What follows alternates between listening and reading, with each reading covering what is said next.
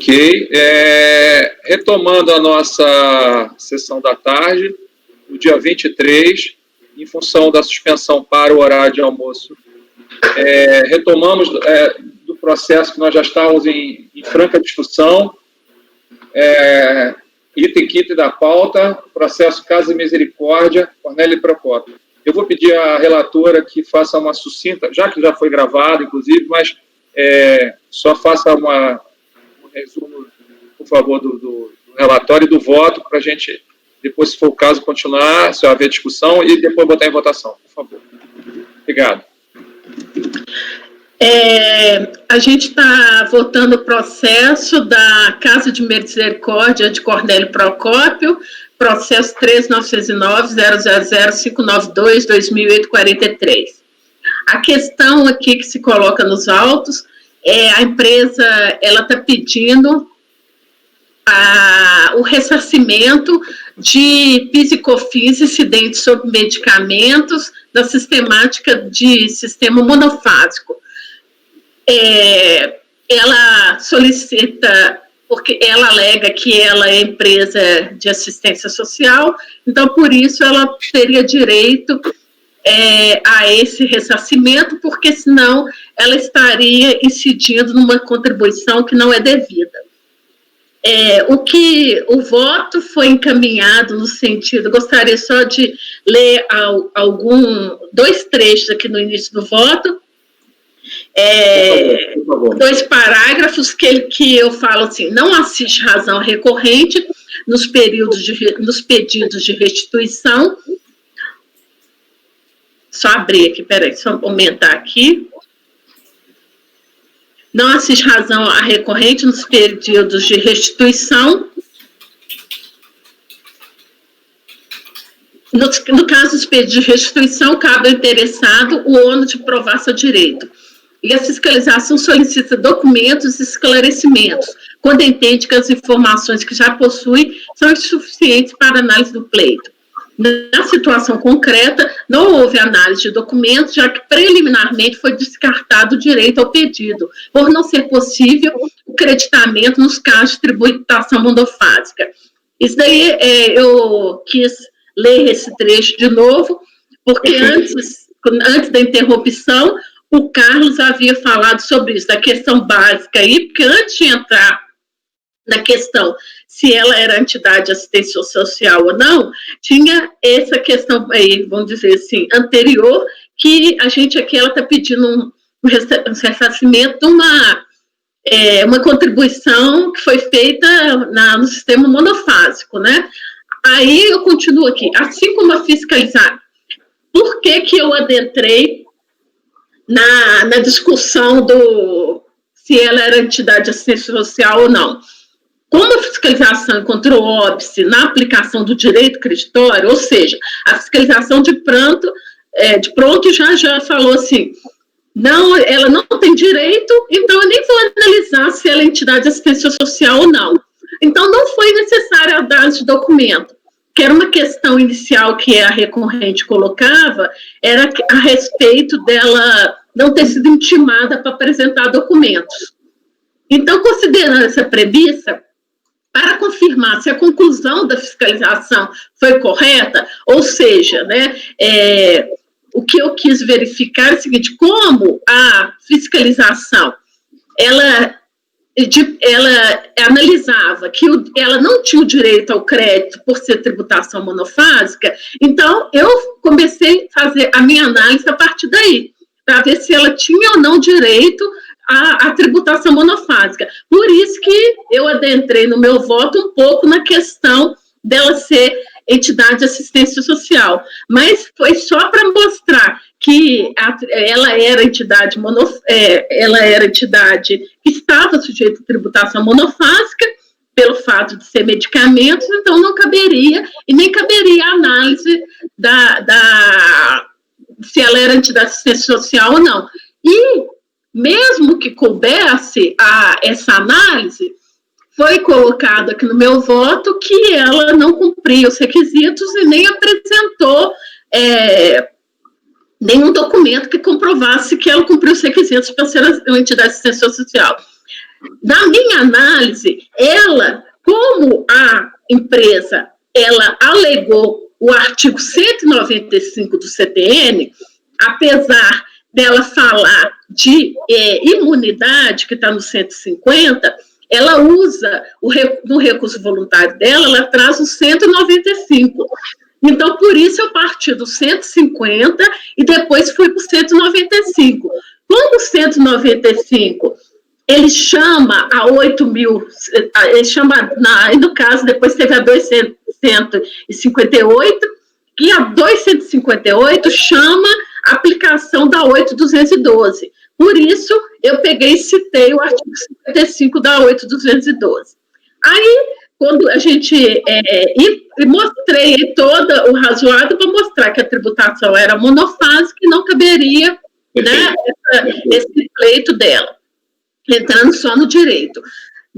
E, a seguir, quando começou a discussão, a votação já com a discussão já com a votação, o conselheiro Oswaldo, ele trouxe, né, o RE 566622 do Supremo, isso é de repercussão geral, e que foi acompanhado pelo conselheiro Leonardo.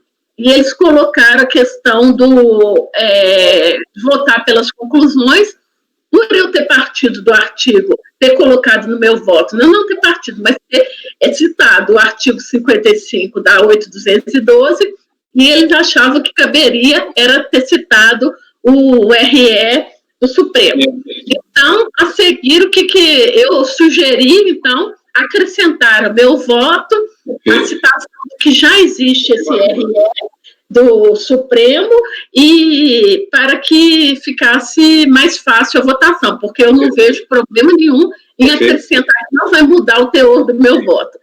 Então, a gente parou a discussão aí. Perfeito. Agradeço os resumos, de bem colocados, e agora eu recoloco a discussão, se alguém quiser fazer algum comentário, que a gente já temos esgotado, mas com a questão de formal, alguém gostaria? Já esgotamos o suficiente? Então, vamos botar a matéria em votação. Ou não, doutora Fernanda? Só levantou o dedo ou é impressão minha? Eu levantei, sim. Eu só gostaria de... O conselheiro Leonardo, ele falou que mesmo que a Mara acrescentasse alguma coisa, talvez ele ainda votasse pelas conclusões. Eu só queria entender o porquê que ele faria isso, só para ver se eu não estou perdendo nada de vista. O conselheiro, ele falou a respeito da questão processual, a destempo da apresentação das provas, que ele perdeu esse... Não foi isso, doutor? Eu tinha entendido isso. Pode confirmar? Foi, não foi? Ele tinha uma oportunidade de conveniência de trazer os autos, a materialidade dele de prova, e ele transbordou, deixou passar o prazo e não fez. Ele simplesmente disse que tinha que ser intimado. E nesse caso, ele poderia ter se manifestado, não precisava receber... Não, isso eu concordo, essa parte de carência probatória eu estou bastante... Não me engano, minha convicção já está plena. É só porque o Leonardo está mencionando alguma coisa. Não, mas acho que foi nisso, não foi? Ou não, doutor? Não, na verdade, a minha preocupação é na vinculação quanto aos fundamentos da decisão. Então, em alguns momentos, a decisão ela se reporta à necessidade da comprovação dos requisitos da 8.212, a falta de certificação, e também a necessidade do fundamento ser especificamente o 195, né? Fundamento é o 195, de fato, nós estamos tratando aqui de contribuições, a imunidade está no 150, parágrafo 4º, agora, 195 ele fala a respeito das contribuições. Eu não quero me vincular aos fundamentos, então, é evidente que a empresa, ela deveria apresentar os documentos assim que intimada, mas quando intimada da negativa do despacho decisório, ela poderia ter feito isso. Então, se ela não fez até esse momento, eu vou votar pelas conclusões, acompanhando a relatora, por carência probatória, sem me vincular aos fundamentos da decisão. Perfeito. Ok. Bom, então, esclarecido, posso botar em votação, senhores? Perfeito. Então, acho que o assunto foi... Só uma... Estudado. O Carlos, ele tinha até colocado uma questão, acho que não ficou, não sei se ele já está satisfeito, ainda não fiquei, a questão da... monofasia. Eu estava olhando algumas decisões que eu já tinha visto essa questão em um outro processo, E tem decisões do STJ que já determinam não incidência, a impossibilidade de creditamento sobre os tributos pagos no regime monofásico. Então, na verdade, essa questão aqui não é só carência probatória. Na verdade, o contribuinte ele não tem o direito.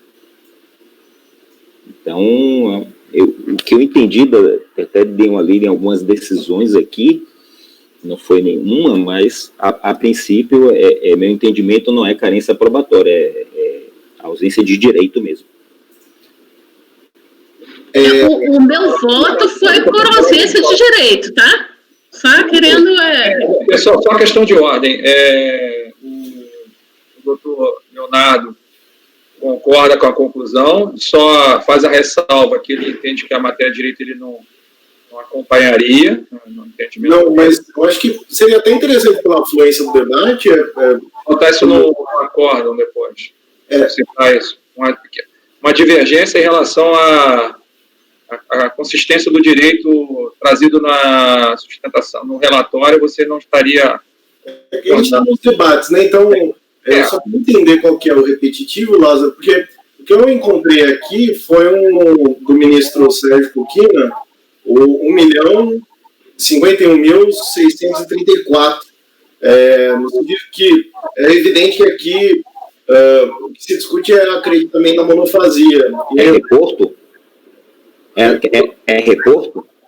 Ele cita... Porque é diferente, aí mas aí é um benefício especial. Mas ainda diferente. aqueles não vinculados ao reporto, né? Então, benefício de permitir manutenção de crédito PIS e COFINS, ainda que venda e revenda realizada pela empresa não tenha sido onerada pela incidência das contribuições no regime monofásico, é extensível às pessoas jurídicas não vinculadas ao reporto, regime tributário diferenciado para incentivar a modernização e ampliação dela, né?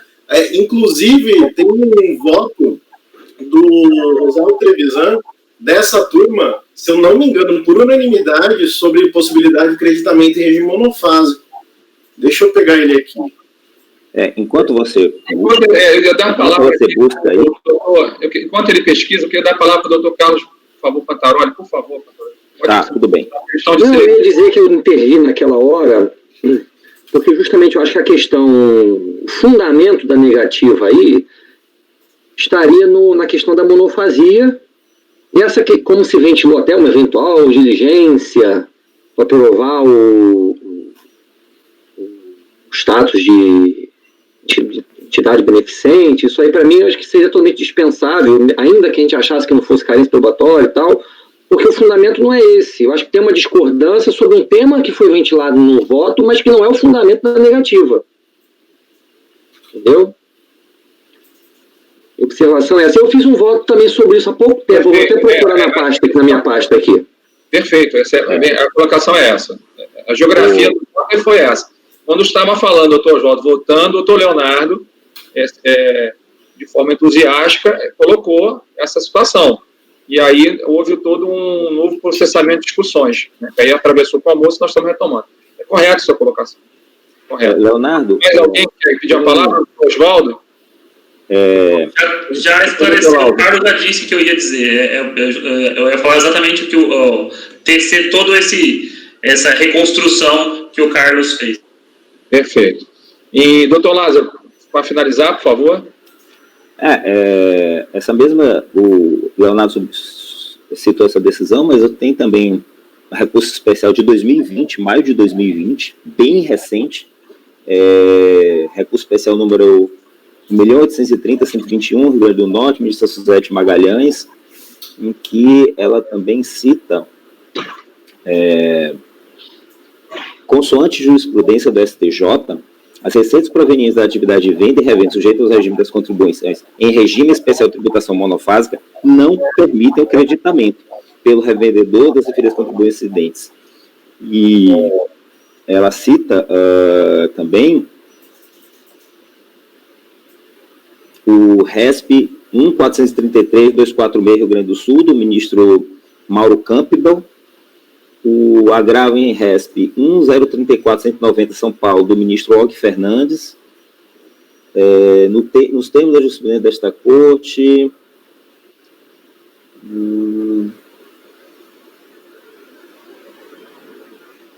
É repetitivo, Lázaro, senão...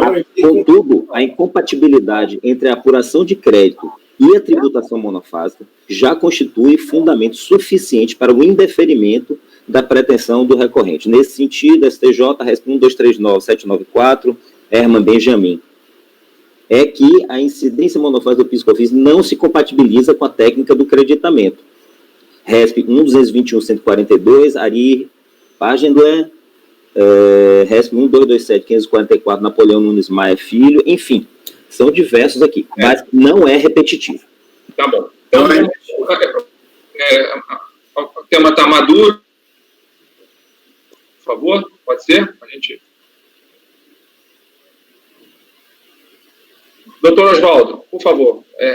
Eu já tinha escutado seu voto, mas vou pedir para colocar novamente. Com os ajustes que a conselheira Mara colocou, eu acompanho integralmente. Perfeito. Doutor Lázaro, por favor, vota. Doutor Lázaro, som, por favor. Desculpa. Obrigado. Não, perfeito. Obrigado. Eu acompanho a relatora. Perfeito.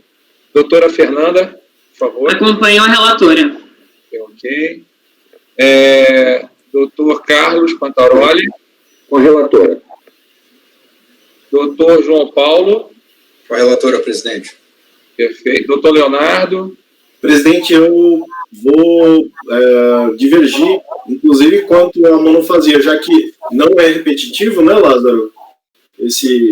Eu quero aproveitar até e transcrever um trecho de um voto do conselheiro Eloy Eros. Não, perfeito. Você pode fazer o seguinte,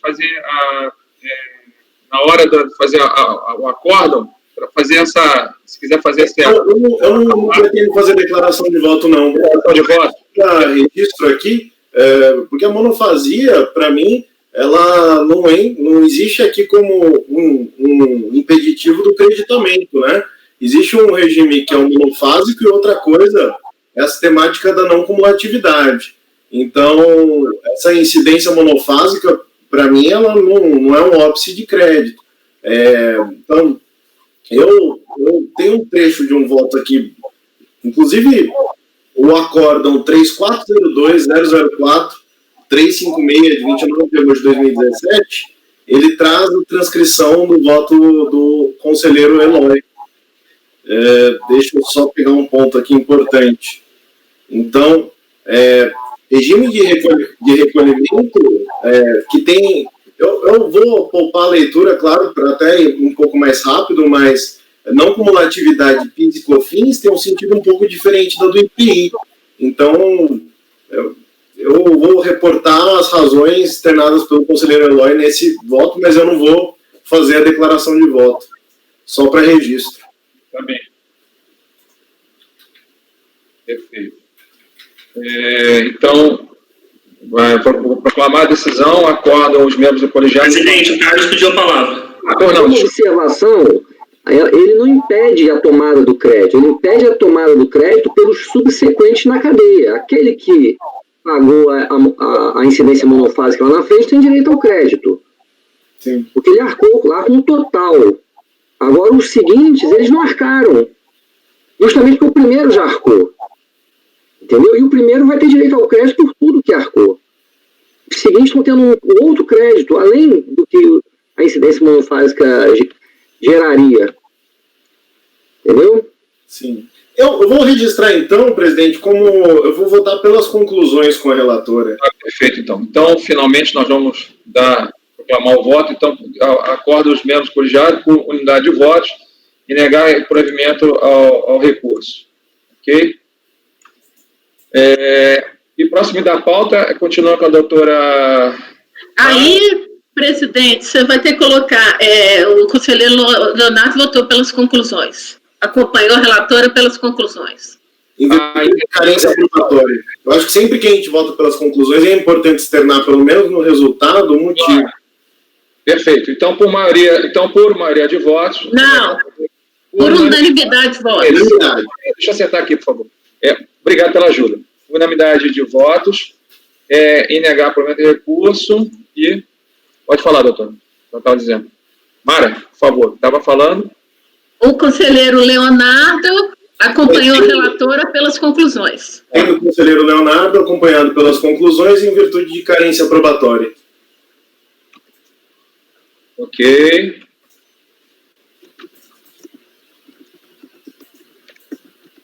Ô, Leonardo, qual que é o acordo do Eros? Do Eros, deixa eu ver. É 3402? Ele era da outra turma? Não, na verdade, isso daqui, eu estou citando em Apud. É um voto da nossa turma irmã, da mesma Câmara, dando provimento e citando como fundamento um voto do Eloy. Do Eloy. Ah, tá. Aí que eu fechei. Tá, então vamos lá. Fechado esse voto, vamos para o próximo, da pauta sexta, Escola Monteiro Lobato. Agora sim. Por favor, doutora Mara, com a senhora, a palavra. Antes eu queria levantar uma questão de ordem aqui, presidente. Não, pode falar. Porque a gente já venceu amanhã. Então, o correto seria a gente ir para os processos da tarde agora. E esses processos da manhã, a gente segue a pauta, entendeu? Se agora, 14 horas, está previsto o processo número, sei lá, a gente votaria, os da manhã ficaram vencidos. A gente voltaria a eles se sobrasse tempo. Tá, perfeito. Então, a questão de ordem é isso, saber como que nós vamos proceder aqui. Só para o Tom, ajudar o Tom também, o que a gente costuma fazer assim quando tem presencial, por exemplo, num caso como esse, a gente julgaria todos que tivessem pedido de preferência agora à tarde. E não tendo pedido de preferência, ou superando esses pedidos de preferência, a gente voltaria para a ordem da pauta da manhã. Não, a gente volta para a ordem a gente volta, Leonardo, depois que a gente julga todos da tarde. Eu acho que